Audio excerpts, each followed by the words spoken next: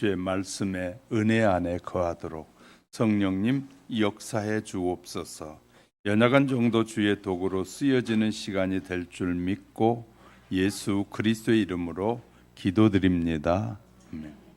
창조주 하나님께서 택하신 백성에게 주시는 계명은 자녀답게 살려고 주시는 하나님의 약속이다라는 것입니다. 우리나라가 국경일로 지키는 개천절은 단군 신화에 근거해서 민족의 시조라는 단군이 고조선을 건국한 날을 기념하는 날로 하늘이 열리고 땅이 시작된 날이다라고 말합니다. 그렇다면 단군의 신화가 무엇입니까? 단군은 하늘의 황제, 즉 천재인 환인의 아들 환웅이 이 쑥 한 줌과 마늘 20쪽을 먹으면서 햇빛을 보지 않고 37일을 참아 곰이 사람으로 된 웅녀와 결혼해서 잉태하여 낳은 아들이 바로 단군이다라고 말합니다. 이 단군이 평양성에 도읍을 정하고 고조선이라고 불렀다는 거죠. 1500년 동안 나라를 죽지 않고 다스리다가 기자란 사람에게 임금의 자를 넘겨주고 자신은 산신이 되었는데 그때 나이가 1908세다라고 말합니다. 그런데 이 이야기가 역사의 사실성이 강조된 삼국사기에는 기록이 되어 있지 않고 역사성이 전혀 없는 삼국유사에만 이 기록이 되어 있습니다. 다시 말해 삼국유사에는 흘러다니는 얘기들을 모아놓는 책과 같은 것이 거기에만 이 기록되어 있는 내용이다. 이건 전설의 고향에 나올 수 있는 터무니없는 신화를 한국의 어를 대표하는 신으로 떠받들고 재단을 만들어서 많은 사람이 참배하고 있으니 참으로 이 성경을 아는 사람의 입장에서 볼 때는 한심스러운 일일 수밖에 없습니다. 어떤 이는 이 신화가 민족의 동질성과 연대감을 주는 역할을 한다지만 허무맹랑한 신화를 사실로 믿고 섬기는 사람들은 실로 어리석은 사람이 아닐 수 없다는 것입니다. 정말 가증한 우상숭배 행위가 되는 것입니다. 오늘 본문은 애굽에서 종으로 살던 민족을 구원하셔서 이 백성으로 세우신 후에 모세를 통해서 주신 말씀 10계명을 하나님이 주셨어요. 첫 번째가 나 외에 다른 신들을 절대로 내게 있게 말라라고 말씀하시는 거예요. 그리고 두 번째 계명을 통해서 어떻게 우상이 만들어지고 우상이 무엇인지에 대해서 우리에게 자세히 설명해 주고 있습니다. 그래서 우상을 열거한 후에 하나님은 절대자이시다 라고 말씀하시고 하나님은 변함이 없으신 하나님이시다. 또 이런 하나님에 대해서 이스라엘 백성들에게 가르쳐 주면서 너희가 해야 할 일과 하지 말아야 할 일이 무엇인지를 우리에게 말씀해 주고 있습니다. 제가 감기가 걸려서요 병원에 갔더니 의사가 일주일치 처방을 해주더라고요. 그래서 처방전을 가지고 가서 약국에 내려가서 약을 받으니까 약사가 이런 얘기를 해요.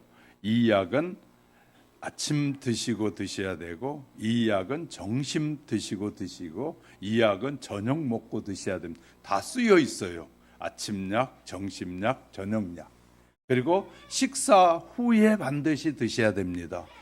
필요 없는 잔소리같이 여겨지잖아요. 그죠?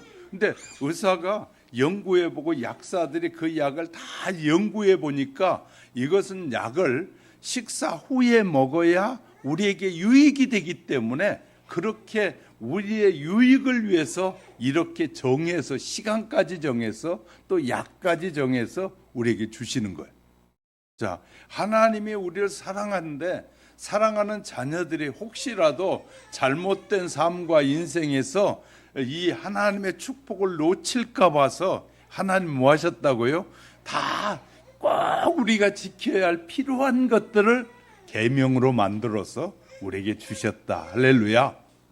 그러니까 하나님이 우리에게 주신 것은 우리에게 꼭 필요한 것이고, 우리가 하늘의 신령한 복을 받는데 장애가 되는 것은 다 빼고, 이 모두가 다 하나님의 마음껏, 하나님이 창조하신 세상에서 마음껏 누리며 살아갈 수 있게 하시려고 우리에게 주신 계명이다.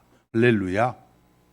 하나님의 말씀대로 살면 이웃과의 싸울 일이 전혀 없어요. 말씀대로 안 사니까 이웃과 싸워요. 이웃집의 것을 탐내지 말라, 이웃의 것을 너 것으로 착각하지 말라, 도둑질하지 말라, 살인하지 말라. 이것은 이웃과의 화목한 관계를 이루어가는 일에 너무 필요한 말씀이에요. 할렐루야. 그래서 하나님의 말씀도, 그리고 세상의 법도 이웃에게 해를 끼치는 사람들은 다 어디로 보내요?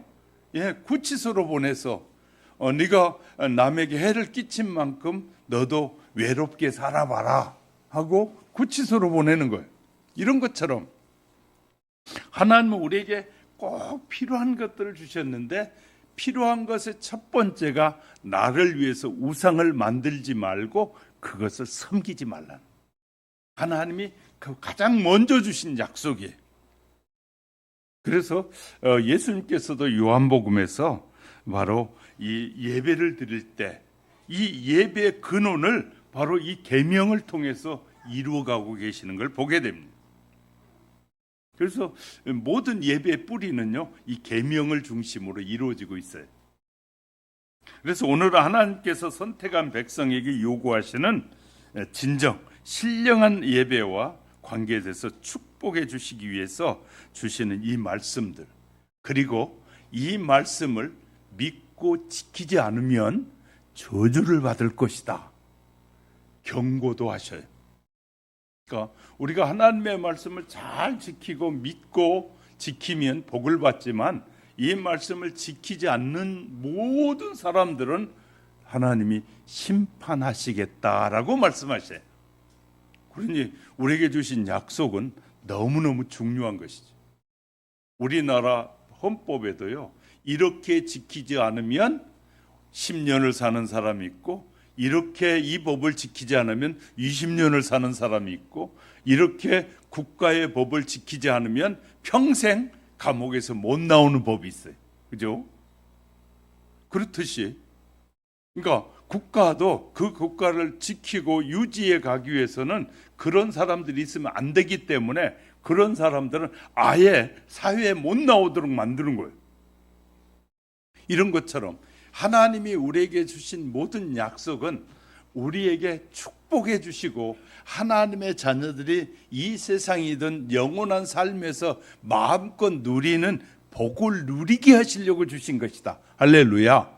그러나 지키지 않는 자는, 하나님이 그렇게 많이 복을 주고 싶어도 그 말씀을 지키지 않는 자는 결국 하나님이 심판하신다는 거예요. 우리의 자녀들도 마찬가지예요. 어떤 자녀는 부모의 말에 잘 따르는 자녀가 있는가 하면, 어떤 자녀는 부모의 말을 거부하는 자녀들. 같은 엄마의 배에서 나왔는데, 어떤 자녀는 부모의 말에 그래도 때로는 부모의 말이 사람이다 보니까 이 의미가 없을 수도 있어요. 그리고 자기 마음에 안 들 수도 있어요. 여러분들이 어른들을 섬겨보면 아시겠지만, 나중에는요, 말도 안 되는 소리 하는 어른들도 많아요. 어른이 그냥 몸이 본인이 불편하면 막 아들이든 딸에게도 막 함부로 말은, 그러면 그냥 그 순간에, 듣는 순간에 그냥 케어고 뭐가 안 해주고 싶어. 그럴 정도로 그렇게 표현하는 사람도 있어요. 그럼에도 불구하고 하나님이 이 가족이라는 관계를 통해서 맺어놓은 관계는 끊을 수 없잖아요. 그래서 우리를 하나님이 자녀로 삼아주시고, 그 자녀가 이 세상에서 마음껏 누리도록 하시려니까 우리에게 뭘 주셨다고요? 약속을 주셨어요. 그리고 그 약속을 끝까지 지키지 않고 고집 부리고 끝까지 그 부모에게 거절하는 자는 심판을 통해서 영원히 함께하지 않겠다. 이것이 바로 저주예요. 그러니까 우리가 하나님과 함께하는 것이 복이라는 걸 아셔야 돼. 할렐루야. 하나님과 영원히 떨어져 사는 것이 저주라는 것을 성경은 우리에게 분명히 알려주고 있어요. 이런 말씀들을 함께 상고해 가는 시간에 저와 여러분에게 하나님이 우리에게 더 깊이 깨달아지는 은혜가 있으시기를 주님의 이름으로 축복합니다. 첫 번째는 인간이 형상화하고 사람들의 눈에 보이게 한 시각화의 신은 다 거짓이다 라고 말하고 있어요. 하나님 여호와는 온 우주에 만물 가운데 유일하신 하나님만 존재한다는 거예요. 하나님 외에 살아있는 신은 이 세상에 존재하지 않는다.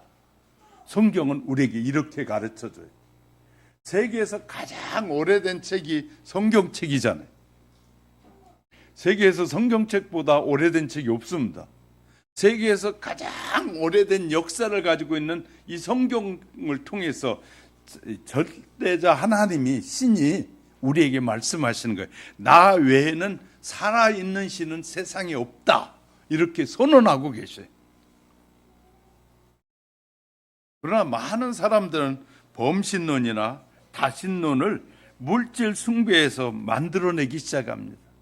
그래서 오늘날 돈의 신이 존재하는가 하면 물질의 각가지 신들이 존재하는 시대에 우리가 살고 있어요.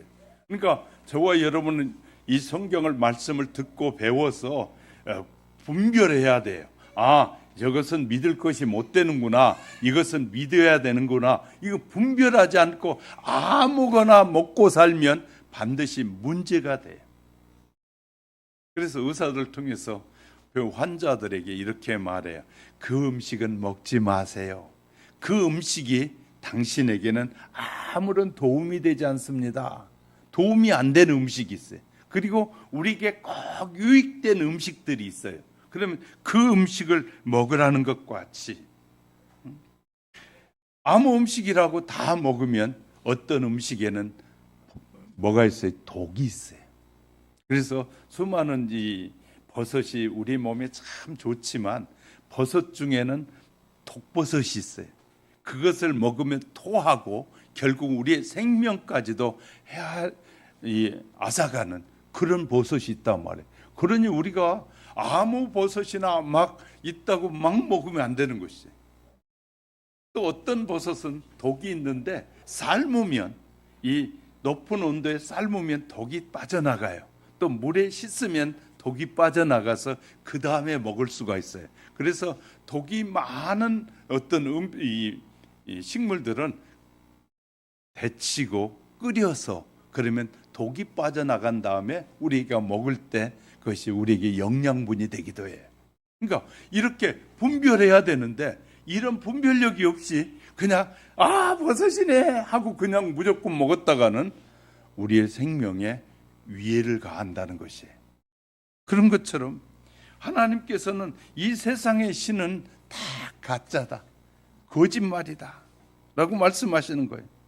나 외에는 참 신이 없다, 살아있는 신은 없다, 이렇게 성경을 통해 우리에게 말씀해 주고 있어요. 많은 사람들은 근거를 어디에 두냐면 옛날에다가 과거에다 두는 거거든요. 우리가 과거에 어떻게 뭘 믿었느냐, 뭘 먹었느냐, 이것이 오늘의 병이 걸리기도 하고 병이 안 걸리더라고요. 그래서 어느 지역의 사람들은 그 지역에 나쁜 것들이 많은 지역에 살던 사람이 오면 병원에 가면 환경과 여건이 나빠서 그렇군요. 그러면 그 환경을 바꿔야 됩니다. 바꿔주잖아요. 바꿔서 아예 이사를 가야 됩니다 하고 알려주기도 해요. 왜냐하면 그곳에 계속 살면 우리의 생명에 위해를 가하기 때문에 그곳에 살지 않아야 돼요. 그런 것처럼 우리가 하나님의 말씀을 우리가 잘 듣고 배우면 이런 분별의 지혜가 생긴다. 할렐루야.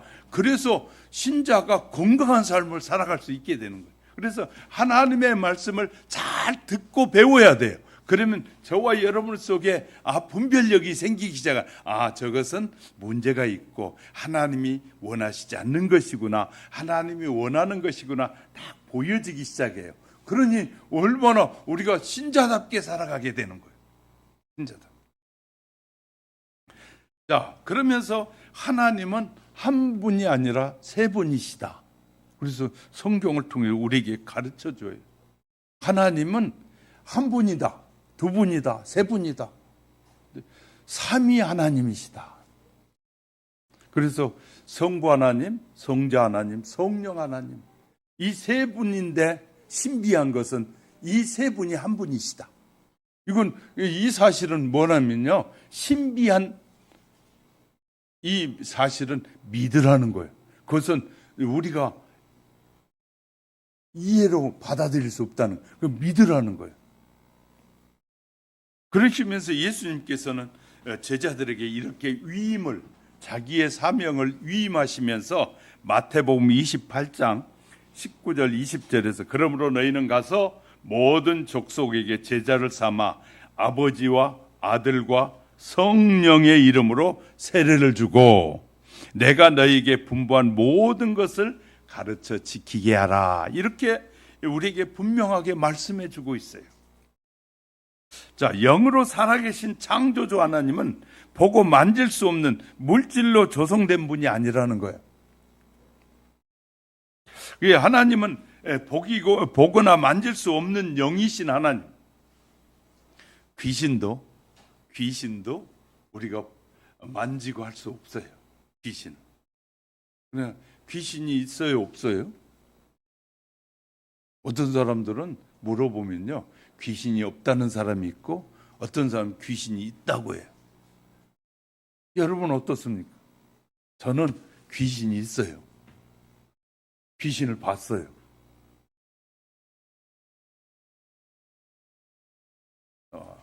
귀신이 존재한단 말이에요. 하나님도 영이시고 귀신도 영이에요. 그래서 우리 예수님께서 우리에게 가르쳐 주신 내용들을 살펴보면 이런 내용이 있어요. 귀신도 귀신처럼 안다. 귀신이 저 사람 속에 뭐가 있는지 귀신같이 알아요. 영물이기 때문에. 우리는 모르는데 사람들 속에 있는 악한 영은 금방 악한 영인지 선한 영인지가 우리가 말씀을 잘 듣고 배우면 분별이 생긴다. 할렐루야. 그러니까 저와 여러분이 하나님의 말씀을 잘 듣지 않으니까, 건성으로 자꾸 들으니까 분별력이 안 생기지, 말씀을 차분하게 잘 들으면 저와 여러분 속에 분별력이 생겨요. 세상이 저렇게 돌아가는 것은 망하려고 하는 거고, 이런 분별력이 생기는 거예요. 저러가면, 저분이 저러면 얼마 못 가겠는데, 죽겠는데, 그러면 반드시 죽는 일이 생겨요. 왜냐하면 이 살아오면서 삶의 경험 속에서 분별력이 생긴 거예요. 그런 것처럼 우리가 하나님의 말씀을 부지런히 듣고 배우고 믿고 마음에 이렇게 말씀이 역사하도록 하면은 분별력이 생겨요. 저러다가는 천국에 못 가겠는데, 저 사람은 천국에 갈 사람인데, 이렇게 보인다고요. 그래서 이제 저희가 신학을 공부할 때요, 장례학도 배우거든요. 장례학을 배우는데 염은 어떻게 하고 코는 막고 입도 막고 뭐 막고 이런 장례를 배워요. 배우는데 그 집사님이 오셔가지고, 목사님, 앞으로 이제 목사님이 되실 전도사님들, 저가 보니까요, 장례를 수백 건을 치르고 보니까 딱 가서 이 염하기 전에 커튼을 딱 쳐 드는 순간에 이 사람 지옥 갔구나, 천국 갔구나 보인다는 거예요. 왜? 많은 경험을 통해서, 말씀을 들었고 배웠고 그 다음에 경험을 통해서 보니까 천국 갔는지 지옥 갔는지가 보인다는 거예요. 자, 우리가 왜 많은 것을 듣고 배우느냐면요, 나이가 들면 이제 더 많이 잘 보여요. 어릴 때는 아이들이 시야가 좁아서 가까이가 못 보지만 자꾸 지식이 생기고 이 많은 경험이 되면 나중에는 멀리 것까지도 잘 보여요. 좀 그렇게 잘 아시면 좀 아멘도 해봐요. 예. 안 보이신 분은 더 배우면 잘 보인다니까요. 예. 이게 보인다고요. 애들이 속이는 거 다 알아요, 부모님들이. 근데 뭐 해주냐면 그냥 속아주는 거예요. 그냥 애교로. 왜? 사랑하니까. 하나님이 우리에게 잘못할 때마다 우리를 때리면 진작 죽었을 것 같아. 그죠? 참 우리도 고집도 세고 그래요. 고집도 세고 자기 성이 멋대로 하려고 할 때가 너무 많아요. 하나님의 말씀대로 살려고 하기보다는 자기 멋대로 살려고 할 때가 참 많아요. 이웃관계 그 관계에서도 조금만 양보해 주는데 죽어도 못한다 그러잖아요. 죽어도 내가 죽어도 못해.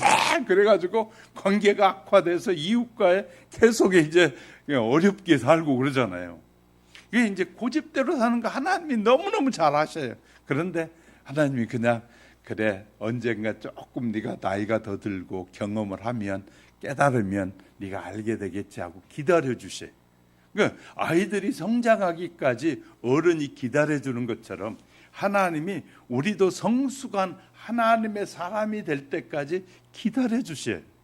그러니까 그래서 우리는 그것을 은혜라고 말해요. 할렐루야. 기다려주지 않고 잘못하는 순간순간 징계했으면 진작 죽어도 수백 번도 더 죽었을 거예요. 하나님은 이런 하나님이시다. 그래서 영으로 우리를 돌보신 하나님이다.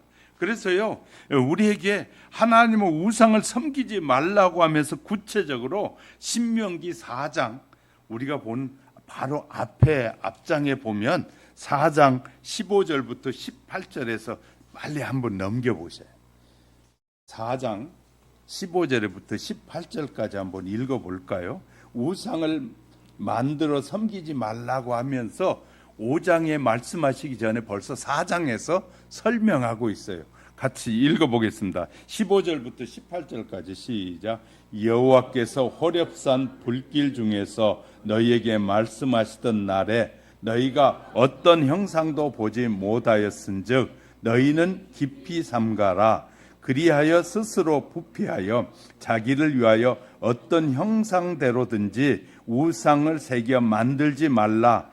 남자의 형상이든지 여자의 형상이든지 땅에 있는 어떤 짐승의 형상이든지 하늘에 나는 날개 가진 어떤 새의 형상이든지 땅 위에 기는 어떤 곤충의 형상이든지 땅 아래 물속에 있는 어떤 어족의 형상이든지 만들지 말라. 이렇게 말하잖아요. 그러니까 우리가 보고 누리고 먹고 하는 모든 모습의 이것들의 형상은 절대 만들지 말라. 벌써 미리 말씀하셨어요. 만들지 말라는. 왜? 그러면서 하나님은 누구라고 말하냐면 예수님께서도요. 이 요한복음 4장 24절에서 하나님은 영이시니 예배 드리는 자는 영으로 신실하게 예배 드려라 라고 말씀하시죠. 영으로 드려. 그러니까 우리가 그냥 내 생각으로 드리는 것이 아니라 하나님이 원하시는 방법대로 드리는 것이 영으로 드린 예배예요. 할렐루야. 그러니까 내 생각대로 드리는 예배가 아니라 하나님이 이렇게 예배하라라고 말씀하신 대로 드리는 예배가 영적 예배다. 할렐루야. 그런 예배를 드리라는. 그러니까 우리가 내 생각대로 대충 뭐 이러면 하나님이 좋아하겠지. 안 좋아할 때 안 좋아하셔요. 이 자녀들이 명절 때 선물을 사오는데 자기 생각대로 이거 그냥 드세요 하고 사오면 안 되잖아요. 선물을 살 때 그분을 생각해야 돼. 우리 아빠가 우리 엄마가 뭘 좋아하지? 지금 건강 상태는 어떠지? 이렇게 생각하고 사오면 꼭 부모에게 필요한 선물이 되는데 생각 없이 내 생각대로 아무거나 주는 대로 먹지 뭐 그냥 늙어가지고 그래 이런 식으로 사오면 반드시 그 선물을 사왔는데 그 선물에는 문제가 생겨. 그죠? 이제 이렇게 말해. 야, 이거 뭐하러 사왔니? 아버지 드리려고 사왔어요. 야, 이거 나 필요 없어. 이런 말 하게 되는 거예요. 근데 부모를 생각하면서 무엇을 원하시지? 뭘 해드려야 좋아하시지? 이렇게 생각하고 가지고 온 선물은 받는 사람에게 기쁨이 되는데, 잘못 내 생각대로 예배를 선물을 준비해 가져오다 보면 문제가 생길 수 있다는 거예요. 이해가 되셨죠? 지금 제가 쉽게 설명하려고 애를 쓰는 거예요, 지금. 자, 하나님께서 나를 예배하는 자는 이렇게 예배해라 라고 하나님이 말씀하신다는 거예요. 그래, 하나님이 영이시니까 너희도 영으로 예배하라 그 말이에요. 그러니까 사람에게는 영혼이 있다는 거예요. 이해가 되셨어요? 사람은 영혼과 육체로 돼 있어요. 그래가지고 이 사람이 죽으면 이 육체는 땅으로 들어가고 영은 창조주에게로 돌아가게 돼 있어요. 그러니까 육신의 생각대로 하지 말고 영의 생각대로 예배하라 그 말. 이해가 되셨죠? 그래야 하나님의 생각과 비슷해지는 거예요. 왜? 하나님이 우리의 영혼을 만드셨으니까 우리의 영혼으로 생각하면서 예배드리면 하나님이 원하시는 예배가 되어지는데, 내 육체적인 내 편리를 위해서 내 삶의 육체가 힘들고 뭐고 이런 생각을 하면서 자꾸 예배하면 하나님이 기뻐하는 예배가 아니다 말이에요. 자꾸 내 생각의 예배가 되는 거예요. 그래서 이런 걸 굉장히 조심하라고. 그래서 하나님은 하나님 앞에 어떻게 예배해야 되는지도 우리에게 다 가르쳐 주는 거예요. 그래, 내가 기뻐하는 예배는 너희의 생각과 네 뜻대로가 아니라 내가 원하는 이러한 삶을 살고 이렇게 고백하기 원하고 다 말씀하시는 거예요. 부모도 마찬가지예요. 좋은 부모는 자녀들에게 너희가 이렇게 살았으면 좋겠다, 나는 이것이 내가 원하는 거다, 이렇게 자식에게 가르치잖아요. 그러시듯이 하나님도 우리가 자녀이기 때문에 어떻게 살기를 원하시는지 다 뭘로, 구약 시대는 하나님이 선지자를 통해서 나타나서 가르쳐 줬어요.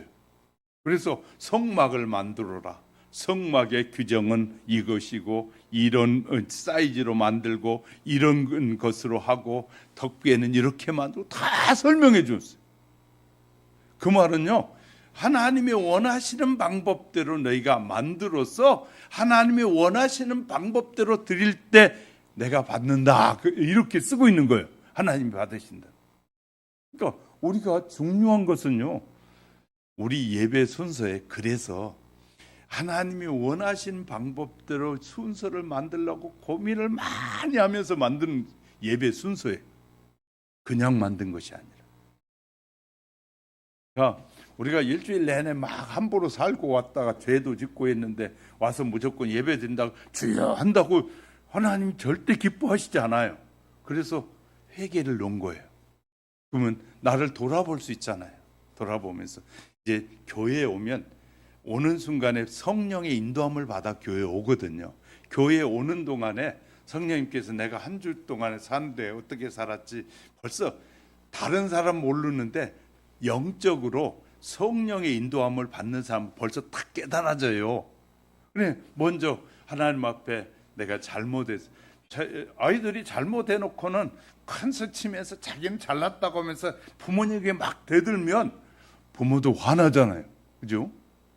근데 딱 오면서 벌써 자기가 알아서 이런 거 잘못했어요. 부모의 마음을 아는 사람은 빨리 잘못했다고 잘하잖아요.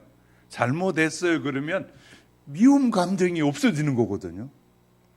예배가 하나님 앞에 드려진 예배인데 내가 이 죄된 모습 그대로 하나님 앞에 드려져야 아무런 유익이 없잖아요. 그러니까 회개가 딱 들어갔어.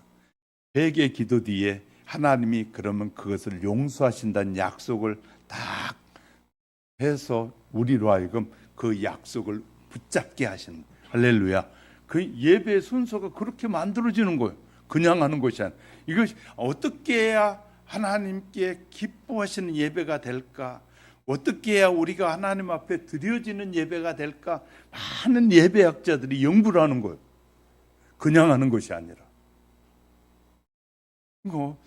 그래서 이 전문가가 필요한 거잖아요. 그래서 전문가를 통해서 듣고 믿고 하면 우리의 믿음도 건강한 믿음으로 성장되는 거예요. 할렐루야. 그러니까 이런 것이 필요한데 너무나 자꾸 교회 와서 내 생각대로 설교해줘요. 내가 원하는 좋은 말만 해줘요. 그러면 하나님의 음성을 못 듣게 되는 거예요. 하나님의 음성을 들으려면 내가 내려놔야 돼요. 할렐루야. 내려놓고 하나님이 뭘 원하시지? 하나님께 어떻게 해야 하나님이 기뻐하시지? 영광이 될까? 이렇게 많이 생각하면서 오는 사람은요, 그렇게 사는 사람은 삶이 달라져요. 근데 하나님을 무시하는 사람은 하나님 뭐 꼭 그렇게 해야 돼요 하고 자기 고집을 부리게 되면 하나님이 영광을 받으시지 않아요. 그렇기 때문에 너무너무 중요하다. 하나님이 영이시기 때문에 우리가 보이지 않으니까 자꾸 하나님에 대해서 그렇게 생각하지 말라는 거예요. 그리고 하나님께서 보이지 않는데 사람들이 안 보이니까 시각화, 다시 말해 뭔가 보이는 하나님으로 만드는데 그걸 만들지 말라고 하나님은 우리에게 말씀하시는 거예요. 그래서 하나님의 마음에 합한 자였던 이스라엘의 왕이었던 다윗이 찬양하기를 여호와의 누가 하나님이요? 여호와 외에 하나님 외에 누가 하나님이냐? 이렇게 찬양하고 있어요. 바울도요. 고린도전서 8장 4절에 우상은 세상에 아무것도 아니며 아스루 왕 랍사게가 이스라엘 치겠다고 편지를 보내자 이 히스기야 왕이 성전에 편지를 가지고 하나님의 성전 앞에 탁 펼쳐놓고 하나님, 아니 랍사게가 우리 나라를 공격하겠다고 하는데 나는 힘이 없습니다. 어떻게 할까요? 그랬더니 열왕기하 19장 15절에 그들을 위하여 계신 이스라엘의 하나님 여호와여 주는 천하 만국의 홀로 하나님이십니다 하고 고백하고 편지를 내놨더니 하나님께서 선지자를 통해서 걱정하지 마라. 이 전쟁은 승리한 전쟁이다. 내가 이 전쟁에 나가 싸우리라. 하나님이 싸워주신. 자, 우리나라 문제가 심각하잖아요. 진짜 믿음 있는 사람들이 하나님 앞에 엎드려 저들의 죄와 허물, 하나님을 우습게 여기는 저들을 불쌍히 여겨서 우리가 기도하면 하나님이 모든 문제를 해결해 줘. 사람들끼리 문제를 해결하려고 하다 보니까 무슨 문제만 생기냐면 이제 다툼이 생겨요. 그래가지고 이번에도 법원을 막 공격하고 해가지고 막 수십 명이 끌려 들어가고 뭐 그러잖아요. 그렇지 않고 우리는 너무 쉬운 방법이 있어. 살아계신 하나님 앞에 다 구체적으로 기도하면서 하나하나 맡겨드리면 하나님이 우리에게 당신의 자녀들에게 가장 관심이 많으신 분이 하나님이에요. 할렐루야. 그러니까 당신의 자녀들이 위해를 당할까봐, 당신의 하나님의 자녀들이 고통을 당할까봐 모든 것을 쏟아서 우리를 축복하시는 하나님이잖아요. 그러니까 하나님 앞에 우리가 올바로 서 있으면, 나라의 문제는요, 이 나라가 흔들리고 문제는 누구 때문에 오느냐? 우리 때문에 오는 거예요. 하나님의 자녀들이 하나님의 자녀답게 살지 않으면 하나님이 나라도 흔들어. 구약이 잘 보세요. 나라가 그 백성이 죄악 가운데 살 때 그 백성들을 아예 포로로 가게 하잖아요. 누구 때문에요? 백성 때문에. 그러니까 이런 시국이 되면 진짜 깨어있는 영적인 사람들은 하나님 앞에 무릎을 탁 꿇고 하나님, 이 백성의 죄를, 우리의 죄악들을 용서해달라고 기도하는 거예요. 생각해 보세요. 하나님이, 예수 믿는 사람들이 이제 알지 못하는 일들, 이런 일도 있어요. 병이 들어도 안 죽어. 어떤 사람은요, 3번을 자살하려고 했는데, 3번을 자살하려고 목도 메고 약도 먹고 별짓을 다 했는데 안 죽어. 다시 살아나. 그러니까 그 다음에 결국은 그냥 예수 믿기로 했다고 그러더라고요. 하나님, 그는 아무리 자기가 죽어보려고 몸부림쳐도 안 죽으니까 특히요 하나님의 백성들이 천국에 가려면 우리가 잊지 말아야 될 것인데 죄가 있으면 반드시 못 가요. 아셨어요? 저와 여러분, 내가 죄가 있는데 하나님은 1.1억의 죄도 용서하시지 않는 하나님이에요. 근데 질병이 걸려도 안 데려가시는 이유가 있어요. 왜냐하면요, 저는 그런 경험도 다 하고 깨닫게 하시는 게 있으니까 말씀드리는 거예요. 하나님이 회개하기를 기다리시는 회개하기. 그래서 암 환자가 죽기 직전까지도 안 죽어. 그러면 이제 하나님이 목회자 저희 같은 사람 보내요. 그러면 저희가 가면요 회개하셔야 됩니다. 믿었던 사람들은 반드시 회개가 동반돼야 돼요. 죄가 다 하나님 앞에 죄를 고백하니까 용서하니까 하나님이 데려가는 거예요. 이해가 되셨죠? 죄가 있는 상태는 천국에 못 가잖아요. 그러니까 특히 믿는 자들이 죄를 많이 짓게 되면요, 이 남은 생애가 고달퍼지는 거예요. 왜? 그걸 다 해결하고 가야 되니까. 천국은. 그러니까 우리가요 건강하게 이 믿음으로 사는 사람들은요, 이 죽는데도 큰 어려움이 적어요. 그러나 죄를 많이 짓는 사람들은 죽을 때 가서는 그만한 대가를 다 지불해야 돼요. 왜? 죄가 다 씻어줘야 가잖아요. 천국은. 그러니까요, 우리가 이제 주위에서 그럴 때는 설명해 줘야 돼요. 그러니까 이건 성경을 통해서 배우지 않고는 알 수가 없잖아요. 이해가 되셨어요? 알 수가 없는 일이에요. 그러니까 막 숨이 까딱거리는데도 하나님이 붙여놓는 거예요, 자꾸. 왜? 데려가면 이는 죄 때문에 못 가잖아요. 죄는요 반드시 고백돼야 되고 토해내야 되는데 이제 죄 회개의 방법은 이제 여러 가지가 있죠. 사람들한테 잘못했다고 할 수도 있지만 자기와 하나님 관계에서 토해내야 되는 일이 있거든요. 하나님이 보실 땐 죄가 있는데 데려가면 천국에 갈 수가 없는 거예요.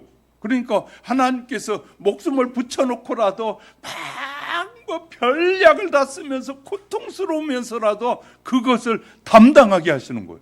그래서 어느 날인가 다 토해낼 때 데려가시는 거예요. 하나님, 천국도. 이런 얘기는 어디서 배우겠어요? 세상에서 안 가르쳐줘요. 그죠? 교회 와야 성경을 통해서 말씀하신 하나님의 음성을 듣게 되는 거거든요.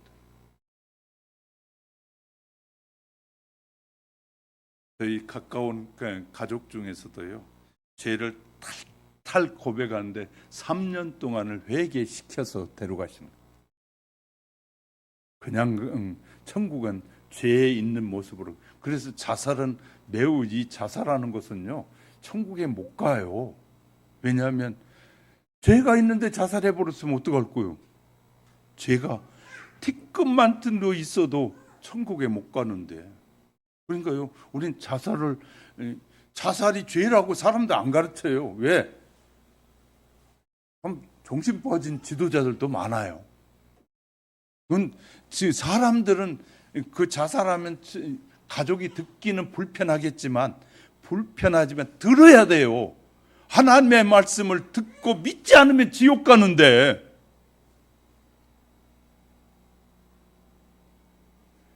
저 사람 듣기 좋은 말만 하다 보면 결국은 그는 천국 못 가요.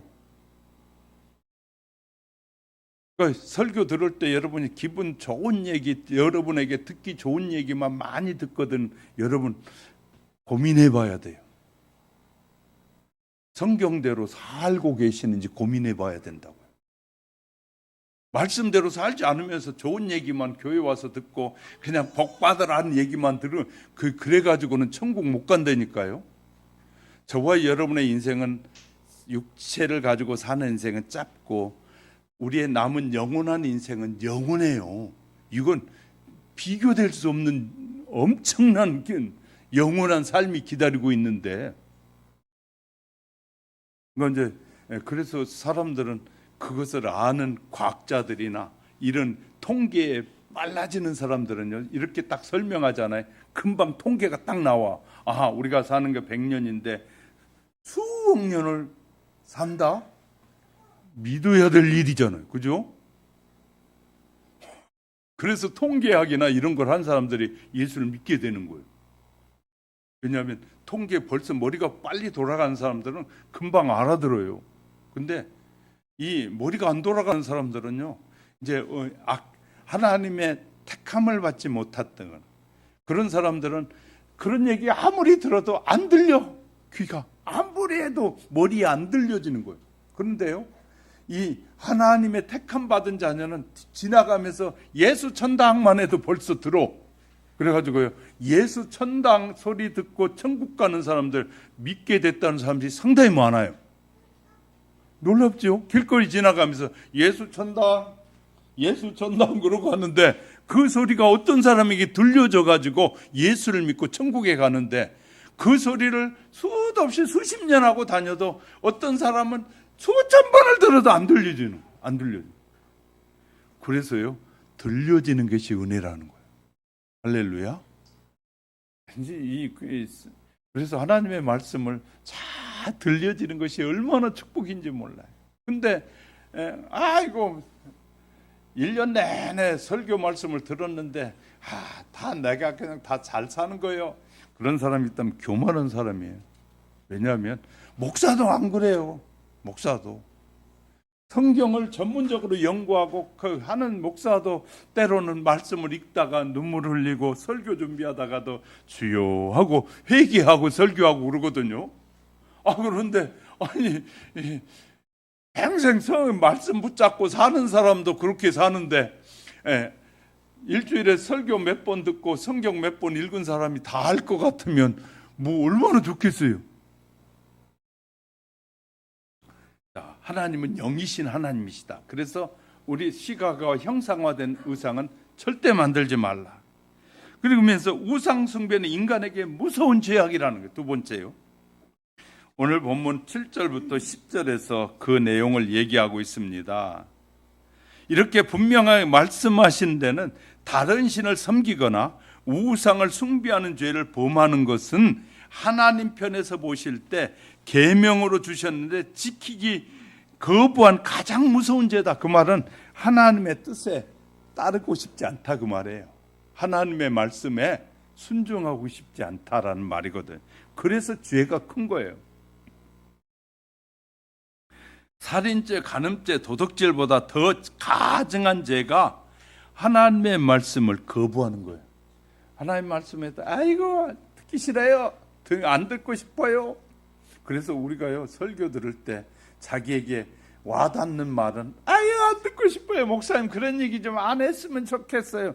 그 말은요, 그것이 자기에게 지금 걸림이 된다는 걸 모르는 거예요.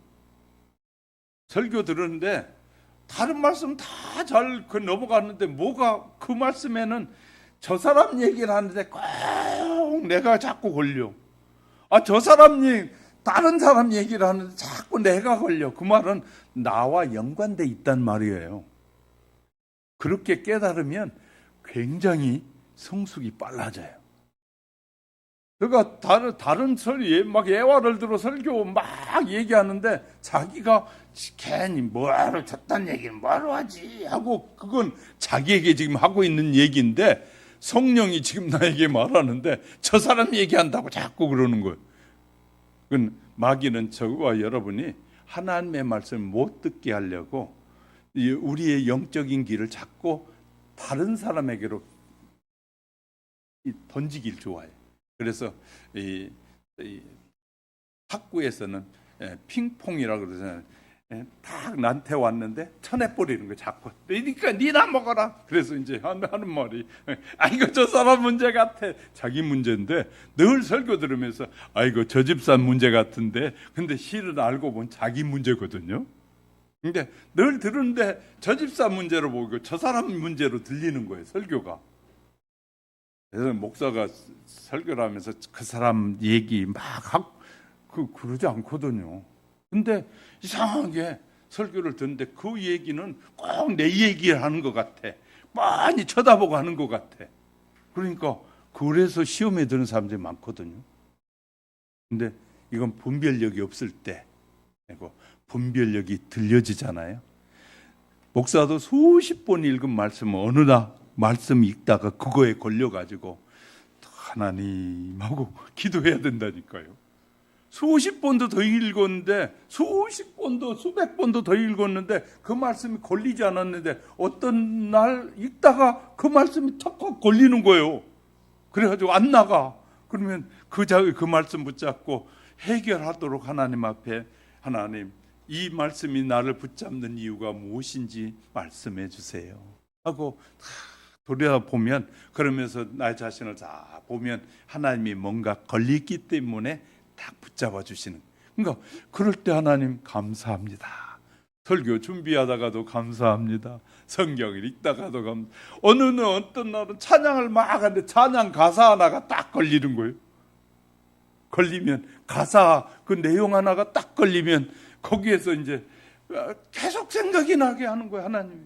그 말은 생각나게 하는 것은 너를 돌아보라고 말이거든요. 이해가 되셨어요? 그러니까 설교를 들을 때 긍정적인 자세를 가지고 어떻게 들어야 되느냐에 따라 인생이 달라지는 겁니다. 자, 하나님께서는 질투하신 하나님이라. 이스라엘 역사를 자세히 보면은요, 가장 선하고 복된 왕은 우상 타파를 잘했어요. 그러니까 사사기에 보면요, 좋은 왕들이, 하나님이 복을 주는 왕들을 보면요, 그 왕들은 우상을 막 세워진 우상을 다 깨부지고 막 철거해 버린 사람들, 그런 왕들은 하나님이 복을 주셨어요.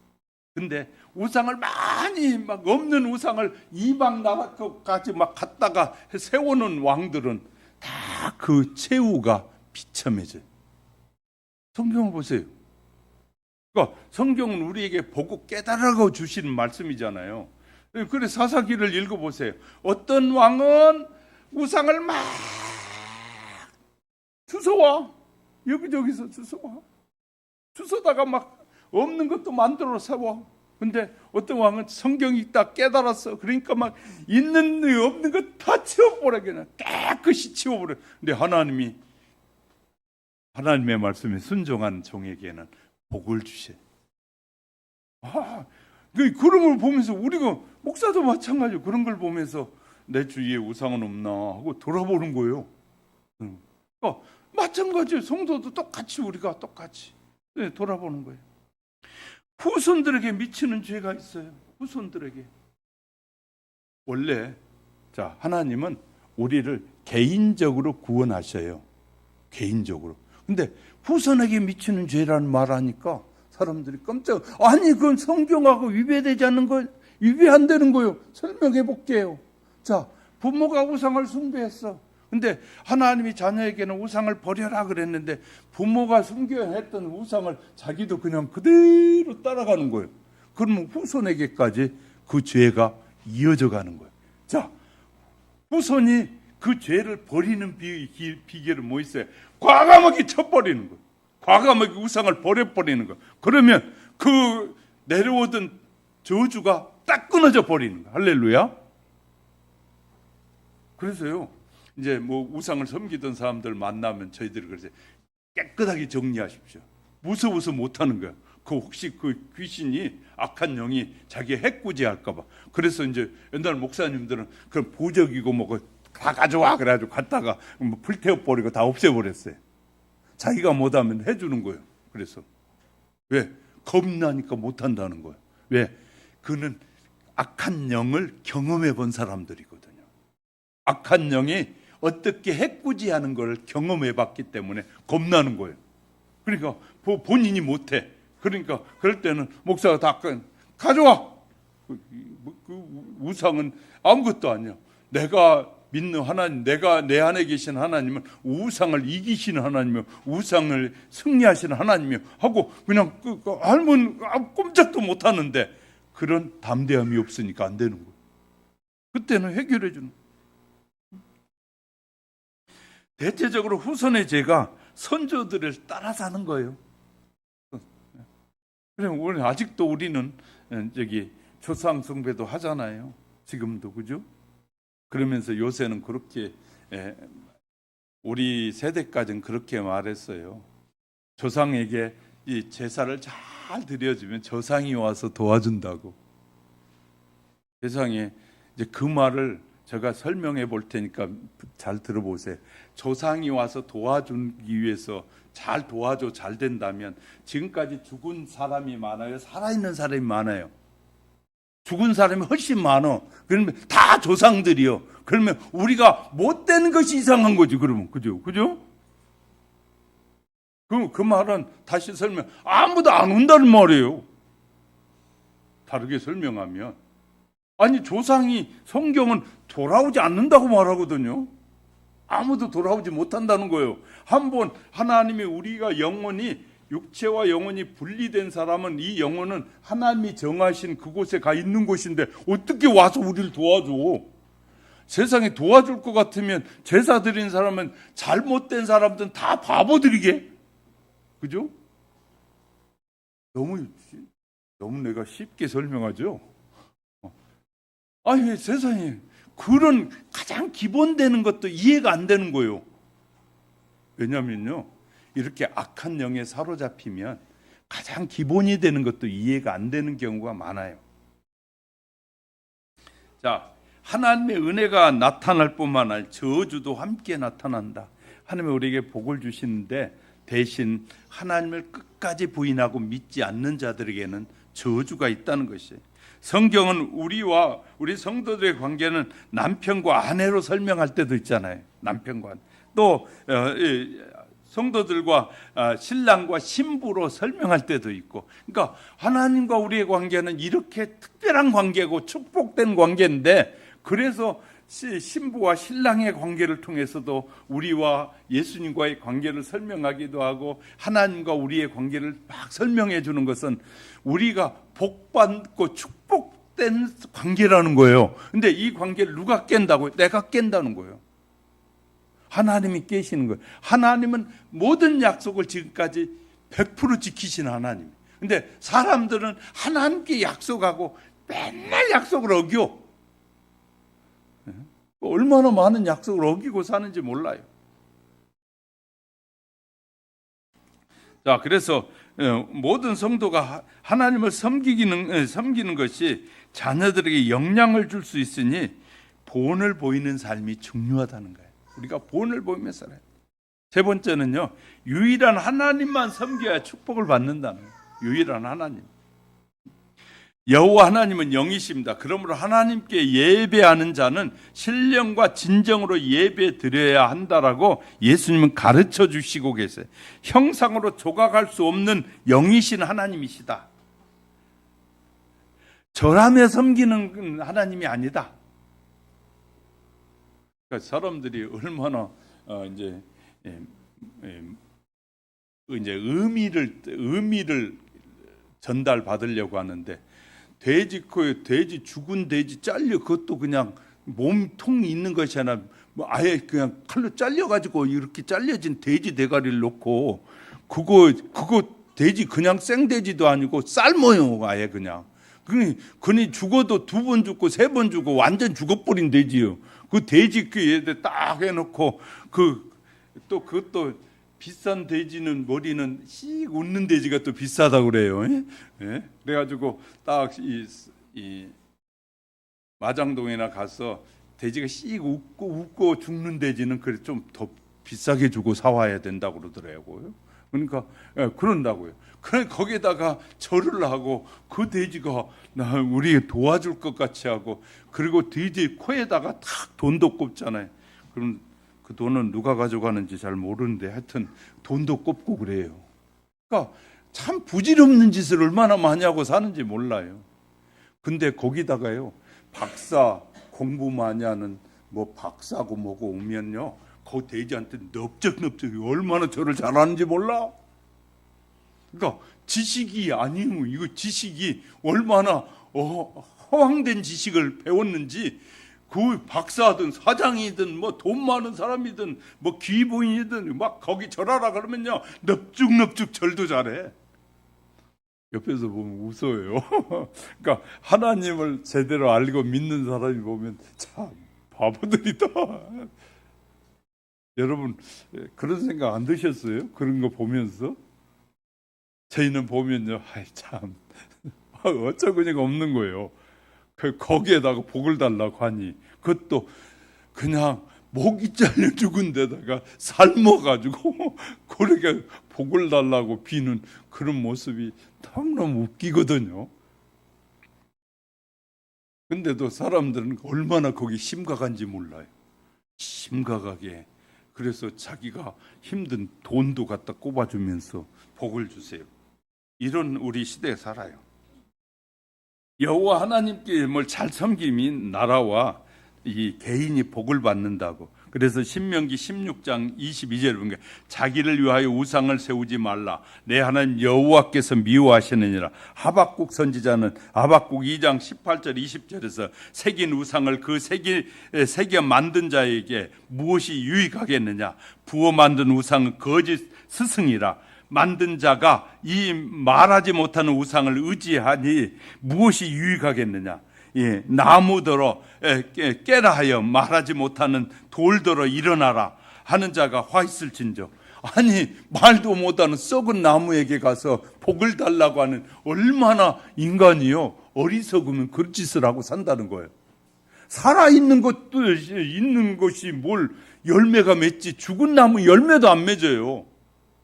그런데 돌이 갑자기 돌에다가 형상만 새겨놓고 거기다 금박만 쫙 칠해 놓으면 그것이 복을 줘요? 말도 안 되는 일이고.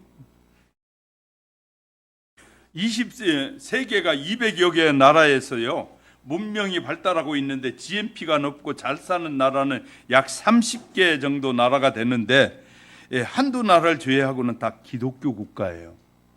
놀랍지 않아요? 대부분의 기독교를 믿는 국가들이 다 잘 사는 거예요. 왜냐하면 하나님이 복을 주시기 때문에. 하나님.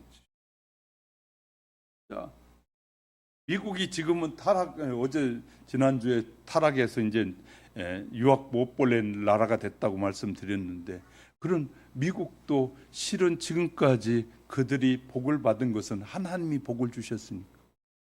세계에서요 역사가 가장 짧은 나라가 미국입니다.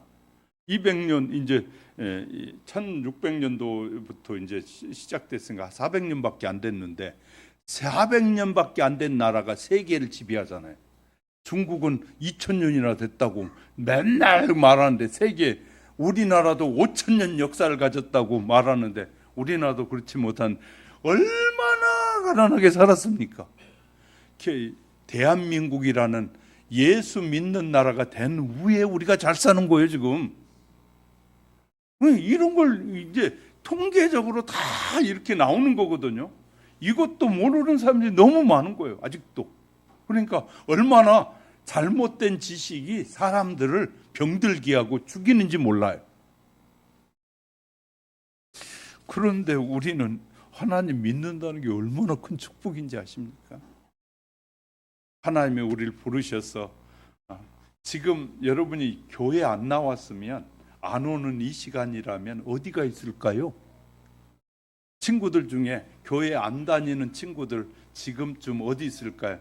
어떤 사람 불교를 좋아하는 사람 어느 사찰에 가 있을 거고, 어떤 여행 좋아하는 사람 바닷가에 있을 거고, 산에 가 있을 거고, 다 그럴 거 아니에요, 그죠? 근데 우리는 하나님이 부르셔서 하나님 보이지 않지만 살아 역사하신 그 하나님 앞에 예배드리러 나와 있는 이 자체가 복이에요. 할렐루야. 근데 예배드리면서 복 깨먹는 소리 하는 사람이 너무 많거든요. 아유, 예배가 왜 길어? 아유, 예배 조금만 드리면 안 돼? 예배 드리면서 별 소리를 다 해. 그러니까 복 받을 자리에 와가지고 복 못 받을 소리만 하는 사람들 많아. 하나님은 우리를 다 보신다니까요. 다 보고 세계 모든 사람을 다 보셔요, 하나님은. 그래서 하나님은 성경은 이렇게 하나님은 주무시지도 않고 졸지도 않으시고 하나님은 모든 당신의 백성을 주야로 살피신 하나님이시다. 왜 그런 줄 알아요? 아니 우리가 밤에 잠잘 때 저쪽 반대편에서는 깨어가지고 하나님 앞에 막 기도하잖아요. 예배하잖아요. 그러니까 하나님이 예배 받으셔야 되잖아요. 하나님 주무실 시간이 없어요. 우리는 자는데. 이렇게 우상을 버리고요. 정말 우리 가정에 우상의 모습이 있든이라도 있는 것 같으면 전부 버리시고요. 이제 뭐 그냥 가치 없는 것들 그냥 우습게 여기면 괜찮은데 내게 영향을 줄 만한 어떤 모습들이 있다면 다 버리셔요. 그리고 하나님만을 잘 섬기는 우리 성도 여러분이 되셔서 하나님이 주신 복으로 마음껏 누리다가 영원한 천국에서 하나님과 함께 아름다운 여러분의 미래가 활짝 열려지시기를 주님의 이름으로 축복합니다.